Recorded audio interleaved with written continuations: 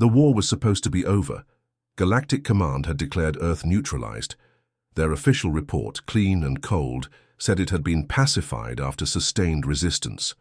No details, no footage, no names, just one number, 2.4 billion, the estimated number of human deaths.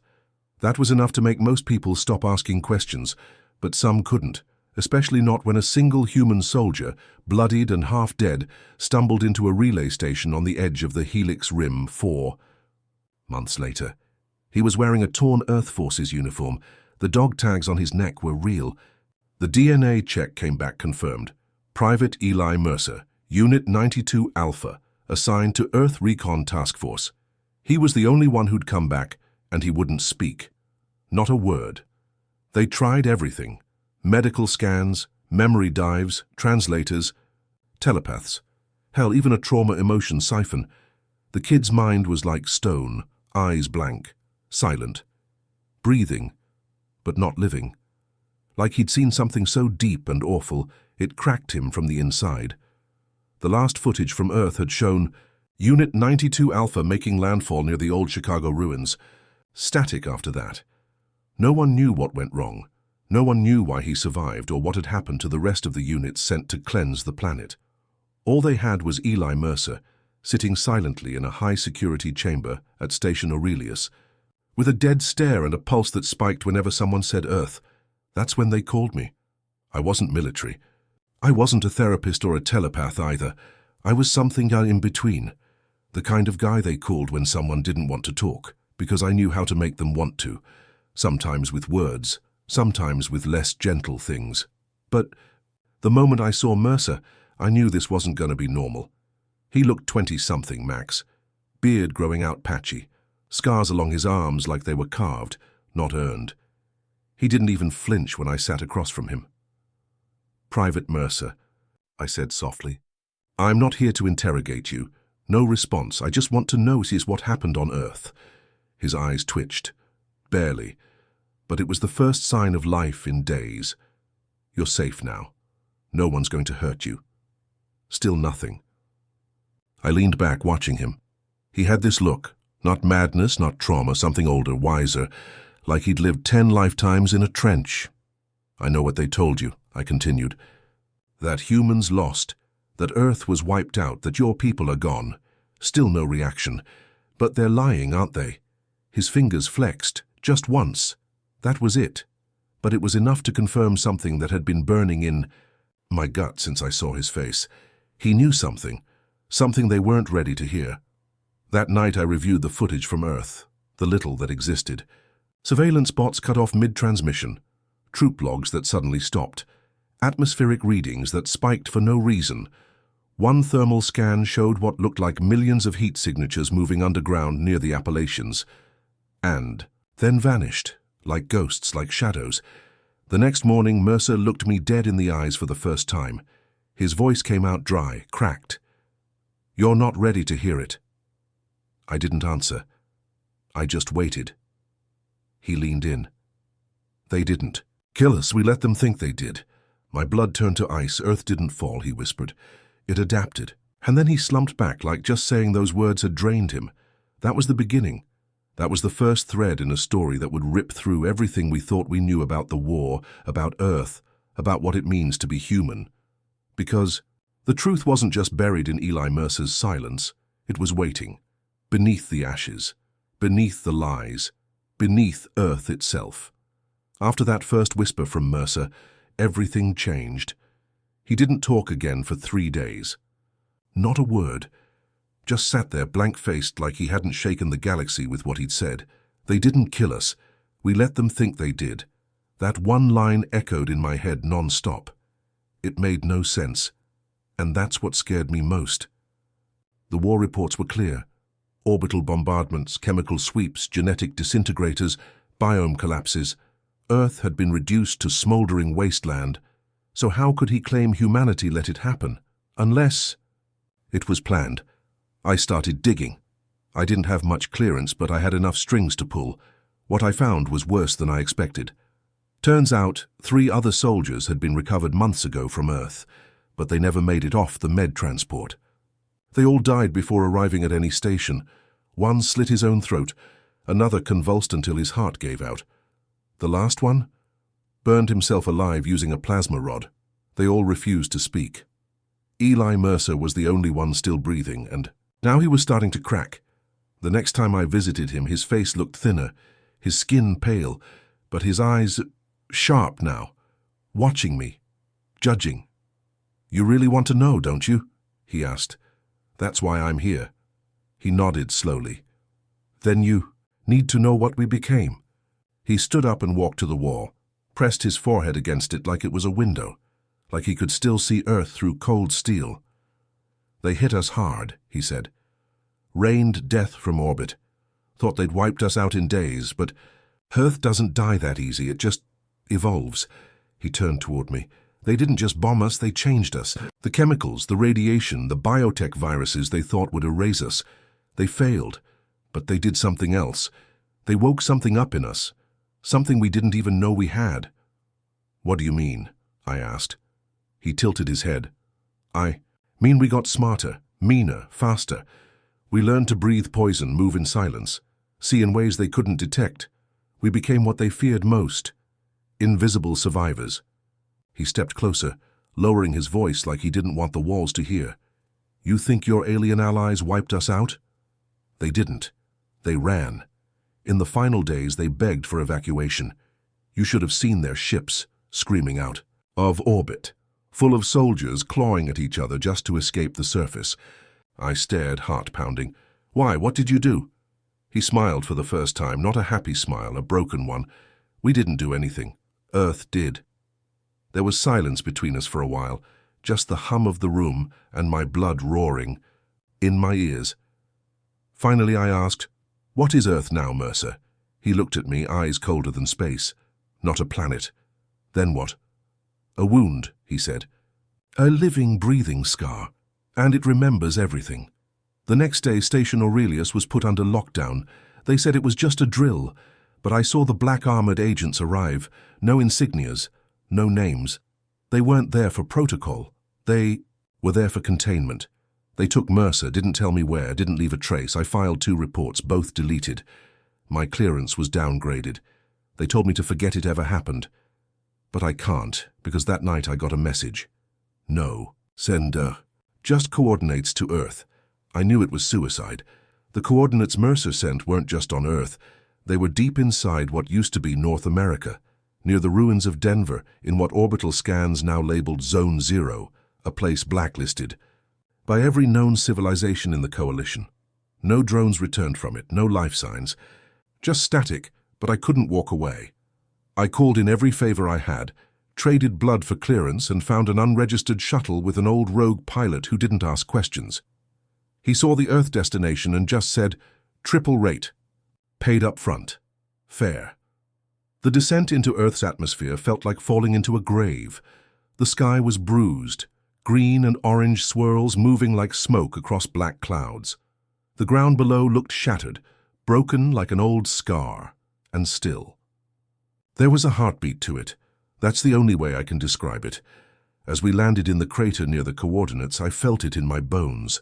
Like Earth wasn't a corpse. It was a creature, sleeping lightly, aware of my presence. I stepped out of the shuttle and the air hit me like acid in my lungs. Mercer wasn't lying. This planet had changed. The wind whispered in strange tones.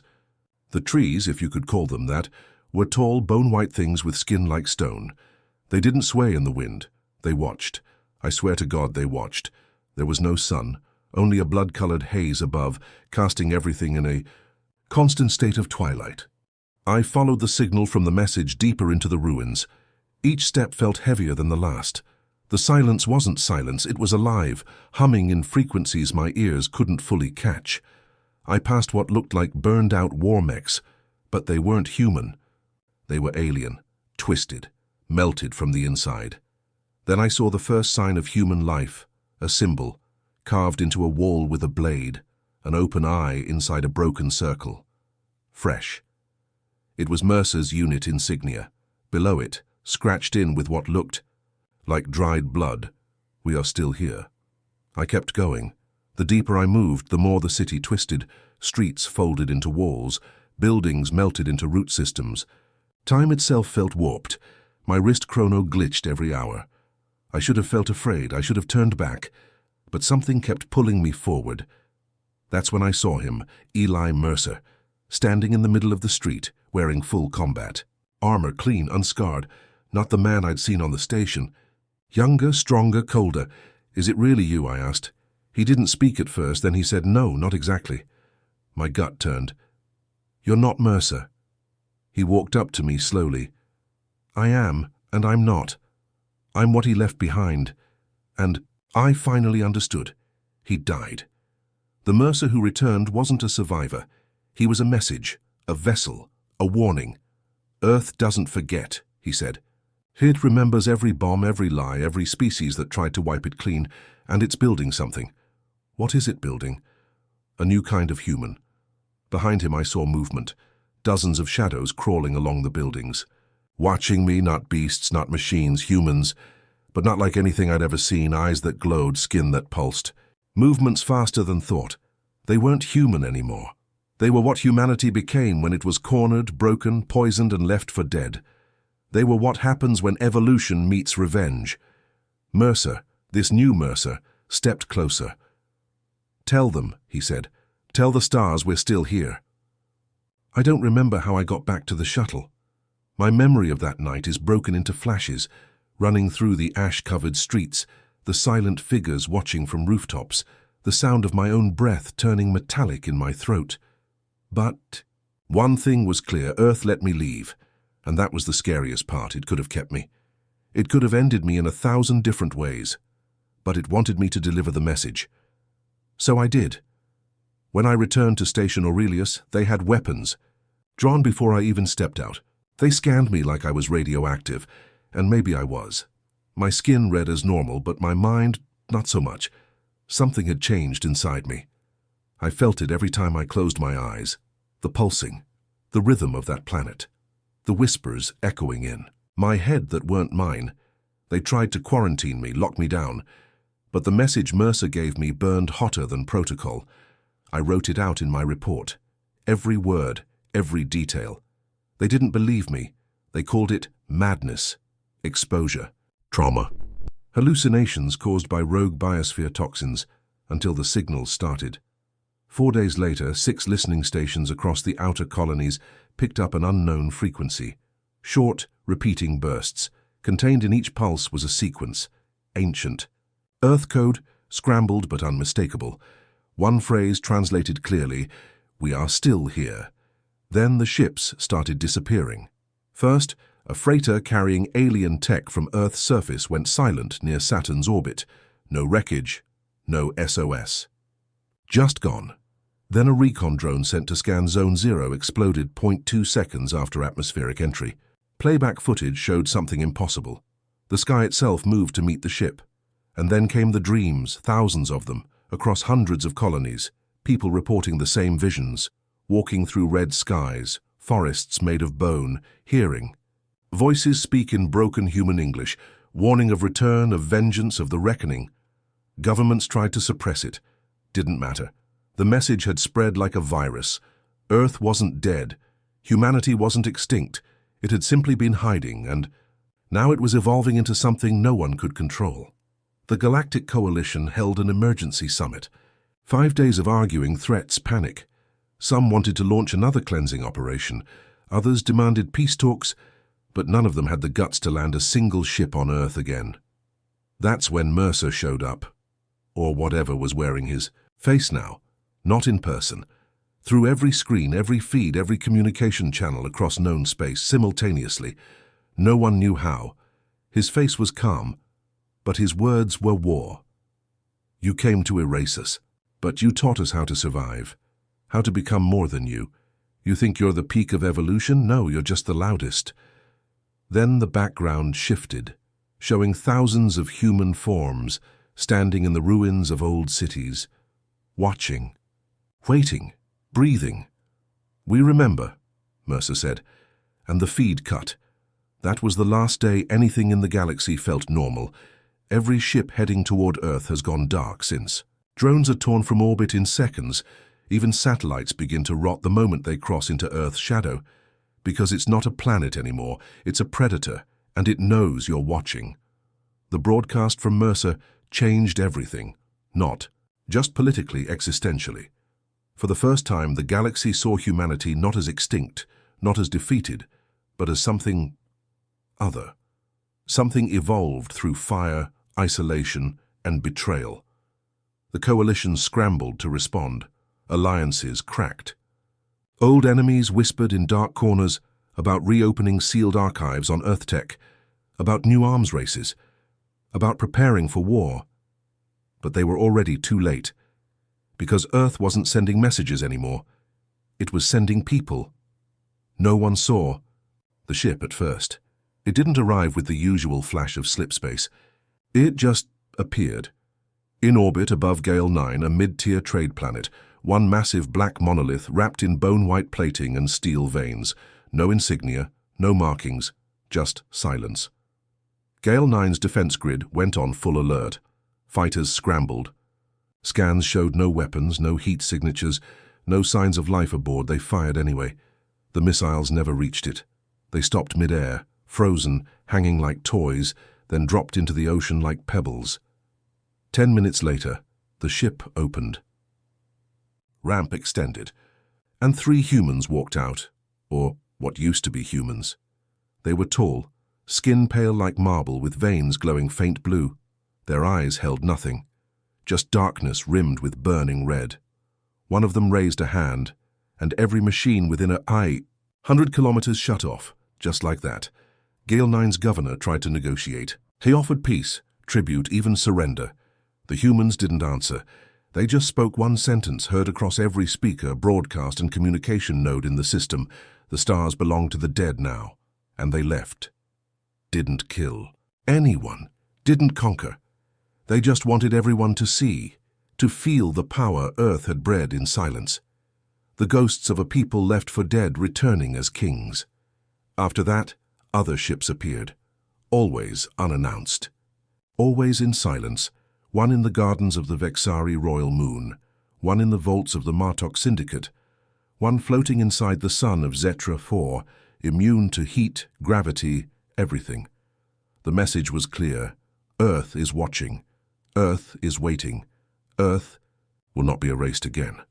And then, just when it seemed the galaxy might finally bend the knee in fear, I received one last transmission. It was from Eli Mercer. The real one. It showed him deep underground, hooked into a massive neural web. Veins, wired into stone and root. Barely human anymore. He looked at me like an old friend even though we barely knew each other. "You told the story," he said. "Good." "Why me?" I asked. "Why did you let me leave?" His face softened. Because the truth had to come. From someone they'd trust. Someone who didn't know they were already one of us. I didn't understand until I looked down. My hands' veins glowing faint blue, skin turning pale, heartbeat sinking with something deeper, something older. Earth had marked me. Not to kill, but to carry the message, to become one of its echoes. Now I write this not to warn you, but to welcome you. Because Earth doesn't want to destroy the galaxy, it wants to inherit it, one human at a time.